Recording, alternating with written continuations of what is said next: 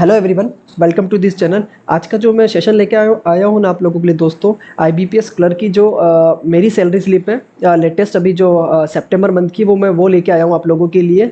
कि मेरी अभी सैलरी स्लिप क्या, मैंने इस साल ये इंडियन बैंक ज्वाइन किया है। आईबीपीएस क्लर्क 2021 में मेरा हुआ था। इंडियन बैंक मैंने ज्वाइन किया है। मेरी ज्वाइनिंग थी 18 जुलाई की। तो अभी मुझे ज़्यादा टाइम नहीं हुआ है, 2-3 महीने ही हुए हैं। उससे पहले मैं आरआरबी पीओ था। जैसा मैं आपको बता रहा हूँ कि आरआरबी पीओ लास्ट ईयर में मैंने 7 मंथ्स काम किया था। उससे पहले मैं बैंक ऑफ इंडिया में था, वहाँ भी मैंने 5 मंथ काम किया था। मतलब विद इन डेढ़ से 2 साल के इंटरवल में मैंने 3 बैंकों में काम कर लिए। तो काफ़ी ज़्यादा एक्सपीरियंस तो मतलब ठीक ठाक मुझे है कि हर एक ऑर्गेनाइजेशन का। तो इसलिए आप लोगों के लिए सैलरी स्लिप लेके आया हूँ, क्योंकि अभी जो आप लोग जिन आप लोगों का मेंस हो गया है, जिन लोगों के अच्छे अटेम्प्ट्स हैं, तो उन लोगों को अब मतलब उनकी जॉब बहुत पास है, क्योंकि कोई इंटरव्यू नहीं है, कोई कुछ नहीं है। डॉक्यूमेंट वेरिफिकेशन का भी इतना कुछ इशू रहता नहीं, क्योंकि अगर आपके डॉक्यूमेंट्स कंप्लीट है, जो आपने फॉर्म जेन्युइन तरीके से भरा है, तो आपका डेफिनेटली सिलेक्शन होगा। इसलिए मैं आप लोगों के लिए आज का सेशन लेके आया हूँ सैलरी स्लिप का। एंड तक वीडियो जरूर देखना, आपको बहुत सारी चीज़ें, आपके बहुत सारे डाउट्स क्लियर हो जाएंगे आईबीपीएस क्लर्क में जो सैलरी रहती है उसके रिगार्डिंग्स। और मैं न्यू ज्वाइन हूँ, तो मुझे कोई भी इंक्रीमेंट नहीं लगा है। तो जो बेसिक सैलरी जो न्यू ज्वाइन है, जो नेक्स्ट ईयर ज्वाइन करेंगे, उनको भी यही सैलरी या इसके आसपास मिलेगी।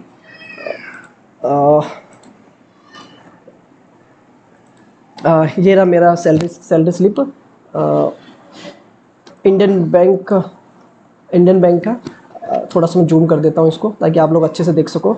यहाँ पे जो पूरा एम्प्लॉय का वो रहता है, पूरा की डेटा, नाम, designation, branch, serial number, account जिसमें आपका पैसा आता है। या मेरी डीओ भी है 1 अगस्त 98। ज़्यादा बड़ा नहीं हूँ मैं आप लोगों से, आपके बराबर ही हूँ। और डेट ऑफ ज्वाइनिंग मेरी है 18 जुलाई 2022। और हमारा जो बैंक का कॉर्पोरेट ऑफिस है, हेड ऑफिस है, वो है चेन्नई में। 1 नंबर का करंट अफेयर्स का क्वेश्चन भी मैंने आपका पक्का कर दिया कि इंडियन बैंक का हेडक्वार्टर चेन्नई में है। और हमारे जो एमडी सर हैं, वो एमडी एंड सीईओ है शांतिलाल जैन, एसएल जैन सर। बात करते हैं सीधा सैलरी की, कि जो लोग न्यू ज्वाइन करेंगे, सर कितना मिलता है, क्या डिडक्शंस होते हैं हमारे, कितना हमें इन हैंड सैलरी मिलेगा, क्या क्या हमें अलाउंसेस मिलते हैं, हम लोग सब कुछ कवर करेंगे। बेसिक पे जो है यहाँ पे आप देख सकते हैं 19,900 है। अब लोगों को बता दूँ, 1 नवंबर 2022 को 12th बीपीएस की बाई पार्टल सेटलमेंट इसकी मीटिंग है। लगभग 2-3 साल में मुझे लगता है कि सेटलमेंट का इफेक्ट होना शुरू हो जाएगा। तो ये आपका और भी बेसिक पे बढ़ेगा। तो एज ए क्लर्क सैलरी आपकी अच्छी हो जाएगी 42 के अराउंड। तो एक बहुत अच्छी सैलरी है स्टार्टिंग में अगर आप ज्वाइन कर रहे हैं बैंक तो। क्योंकि आप लोग देख रहे हैं आज का टाइम है जहाँ एम्प्लॉयमेंट बहुत तेज़ी से बढ़ रहा है। 8-9 हज़ार की जॉब के लिए भी हमें लगभग 7 से 8 हार वर्क करना पड़ता है, फिर और कुछ चीज़ें सुननी पड़ती है। तो एक बहुत अच्छा करियर है बैंकिंग में। और जिस तरीके से बैंक के एग्जाम्स होते हैं, मुझे सबसे अच्छा वही लगता है कि बहुत सारे मौके मिलते हैं एक एस्पिरेंट को। अगर हम सिली मिस्टेक्स करते हैं तो बहुत से एग्जाम में ऐसा होता है, या तो 6 मंथ या हमको 12 मंथ वेट करना पड़ता है दोबारा अटैम्प्ट देने के लिए। ओनली बैंक की ही एक ऐसा है कि जहाँ आपको 2-3 महीने में वापस मौका मिलता है एग्जाम देने का। और अभी तो आपका एसबीआई क्लर्क, एसबीआई पीओ है, मतलब है अभी एग्जाम्स आपके पास फर्दर की हम लोग मेहनत करें। और ये एक मोटिवेशनल वीडियो के तौर पे आप लोग लें कि हम लोगों को कितना मिलेगा। मेरी सैलरी देख के नज़र वज़र नहीं लगानी है आप लोगों को। बेसिक पे 19,900 है गाइस। ट्रांसपोर्ट अलाउंस 600 मिलता है। हाउस रेंट अलाउंस मुझे मिलता है 2,000 के आसपास, ये 2,000 दे रखा है। स्पेशल अलाउंस 3,263 रुपये। डीएनएस अलाउंस ये थोड़ा बहुत कम ज़्यादा होता रहता है। आप लोग भी जानते हैं कि जब आरबीआई का आता है कि डीए बढ़ा है, डीए घटा है, तो कुछ पॉइंट्स बढ़ते हैं, कुछ इसमें कुछ कम भी होते हैं। तो ये हर 3 महीने में ऐसा क्वार्टरली होता रहता है। अभी 7,327.18 मुझे लास्ट जो मेरी सितंबर मंथ की सैलरी स्लिप है, देख सकते हो आप, लेटेस्ट है एकदम। स्पेशल अलाउंस मुझे 1201 रुपये। और ट्रांसपोर्ट अलाउंस ऑन डी और स्पेशल अलाउंस ऑन डी आप देख सकते हैं। मतलब जो मेरा ग्रॉस अर्निंग होती है ना, वो होती है 34,500 के आसपास। ये ऐसा नहीं कि आईबीपीएस क्लर्क में हर एक बैंक का सिमिलर रहता है। आप देखेंगे तो बैंक ऑफ इंडिया का मेरा थोड़ा इससे कम था, पीएनबी का कुछ ज़्यादा हो सकता है। मतलब मोर और लेस आपको 1,000-1,500 का डिफरेंस देखने को मिल सकता है, इससे ज़्यादा नहीं मिलेगा। 1,000-1,500, क्योंकि ये चीज़ें बैंक टू बैंक वेरी करती है। कुछ बैंकों के अलग से अलाउंस होते हैं अपने एम्प्लॉयज़ के लिए, कुछ बैंक अपने एम्प्लॉयज़ को स्पेशल फैसिलिटीज़ देते हैं।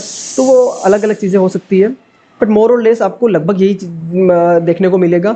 34,553 में से कुछ डिडक्शंस भी होते हैं जो इस तरफ दे रखे हैं आपको। यूनियन फीस जो मैंने ज्वाइन किया एआईबीए, तो वो 100 रुपीज़ हर मंथ कटता है। एनपीएस एम्प्लॉय कंट्रीब्यूशन ये मेरा करता है। फिर इसमें आपको लोगों को पता है कि 14% के आसपास जो है वो बैंक अपनी ओर से इसमें कंट्रीब्यूट करता है। और जो प्रोफेशनल टैक्स है 200 रुपये मेरा कट रहा है। तो मेरा डिडक्शन टोटल हो रहा है 3,022 के आसपास। और मेरी नेट जो इन हैंड सैलरी मेरे अकाउंट में आती है वो 31,530.39 आती है। इसके अलावा मैं आपको बताता हूँ मुझे एक्स्ट्रा जो अलाउंस होते हैं वो क्या मिलते हैं, क्योंकि वो हम लोगों को क्लेम करने पड़ते हैं। तो मुझे 1000 रुपये कन्वीनियंस अलाउंस करके पर मंथ मिलता है, और 175 न्यूज़पेपर अलाउंस वो भी मुझे पर मंथ मिलता है। ये मुझे 1175 रुपये क्लेम करने होते हैं।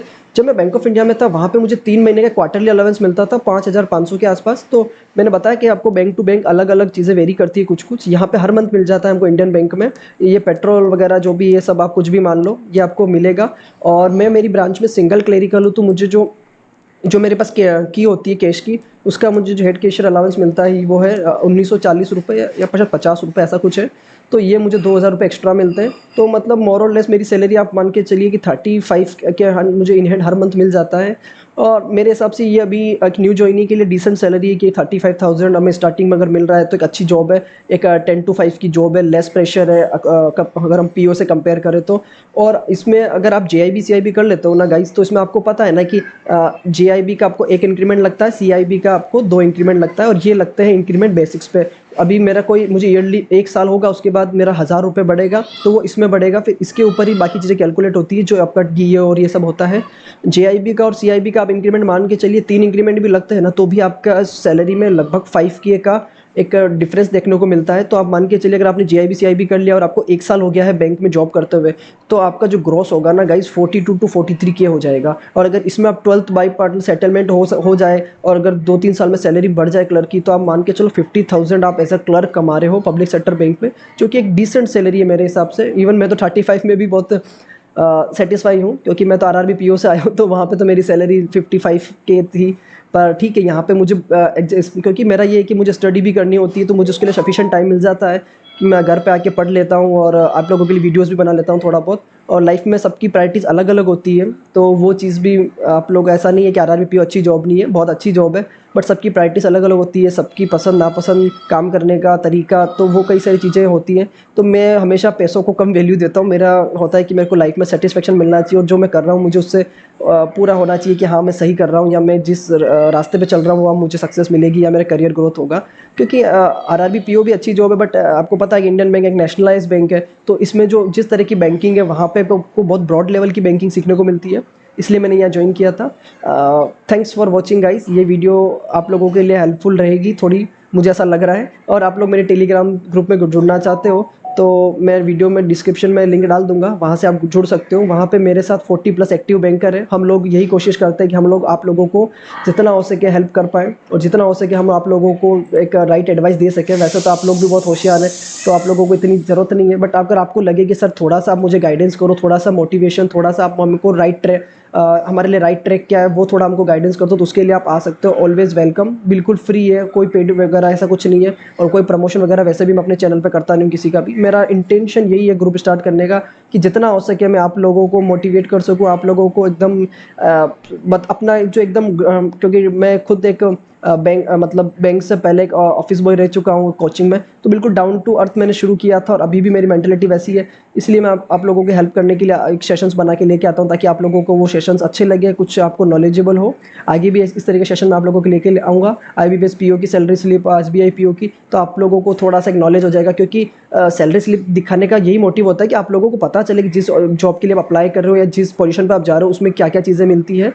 और इसके अलावा मुझे ना गाइज एक मेडिकल अलाउंस भी मिलता, मेडिकल ये 2-3 चीज़ें होती है मेडिकल अलाउंस वगैरह, ये 2315 रुपये के आसपास ये मिलते हैं, और आपको 5 लाख तक का वो मिलता है आपका मेडिक्लेम। आपको अगर आप 24 आवर्स से ज़्यादा अगर हॉस्पिटल में एडमिट है तो आपको 100% ये मिलता है, और ये आपके डिपेंडेंट को भी मिलता है। मेरे मदर मेरी डिपेंडेंट है, मेरे फादर ऑफ हो गए हैं, तो मेरी मदर और मेरा दोनों का है कि अगर हम लोग 24 आवर्स से ज़्यादा अगर एडमिट है तो पूरा खर्चा हमारा बैंक उठाता है। बहुत सारे अच्छे आपको बैंक के बेनिफिट और पर्क्स मिलते हैं। तो आप एक बार बस इसको देख के आप लोग अपने अंदर एक मोटिवेशन लाओ कि हमें भी आगे पढ़ाई करनी है, और नेक्स्ट जो भी एग्जाम आएगा वो क्रैक करके हम लोग भी कभी ऐसी सैलरी स्लिप डालें, हम लोग भी इतनी सैलरी कमाएं। क्योंकि 2-3 महीने में भी अगर आप 1 लाख रुपए इस एज में कमा रहे हो, तो एक अच्छी, मतलब बहुत ज़्यादा अच्छी तो नहीं कहूँगा, बट एक डिसेंट मिडिल क्लास फैमिली के हिसाब से मैं सेटिस्फाई हूँ अपनी लाइफ से। और आगे भी मैं और भी जो तैयारी करना चाहता हूँ, मैं भी RBI का भी पढ़ रहा हूँ, इसके साथ अभी मैं SSC CGL का भी मैंने फॉर्म फिल किया है, तो थोड़ा बहुत मैं वो भी देख रहा हूँ। तो मुझे ये रहता है कि हमेशा मैं सीखने के लिए ज़्यादा कोशिश करता हूँ, क्योंकि ये तो मुझे पता है कि 60 ईयर्स तक ये तो मुझे मिलता रहेगा, मैं बैंक में काम करता हूँ, सैलरी मिलती रहेगी, बट आगे जो मेरा करियर है वो मैं अपने आप को मतलब किस तरीके से अपने आप को और अच्छा कर पाऊँ और बेटर कर पाऊँ। तो मेरा वो रहता है कि अभी है मेरे पास 5 से 6 साल, तो मैं अगर बहुत सारे एफर्ट्स करूँ, बहुत सारी कोशिशें करूँ, तो शायद मैं इससे भी ज़्यादा बेटर पोजीशन पर पहुंच सकता हूं। और नेक्स्ट जिसका भी एसबीआई क्लर्क का एग्ज़ाम है या आईबीपीएस पीओ का एग्ज़ाम है ना, तो वो लोग अभी से मेरे टेलीग्राम ग्रुप में आ जाइए, हम लोग वहाँ डिटेल डिस्कशन करेंगे। और आईबीपीएस पीओ एसबीआई क्लर्क की कोई अलग से तैयारी नहीं होती, जो आप तैयारी कर रहे हो, जो आप पढ़ रहे हो एग्जैक्टली वही चीज़ें एग्जाम में आएगी आपके, कुछ नया नहीं आएगा। आप लोगों को बस अपनी, मैं हमेशा इसीलिए बात पे जोर देता हूँ कि परफॉर्मेंस, आप लोग अपनी परफॉर्मेंस सुधारिए, अपने आप आपका सिलेक्शन हो जाएगा, अपने आप का लेवल बढ़ जाएगा।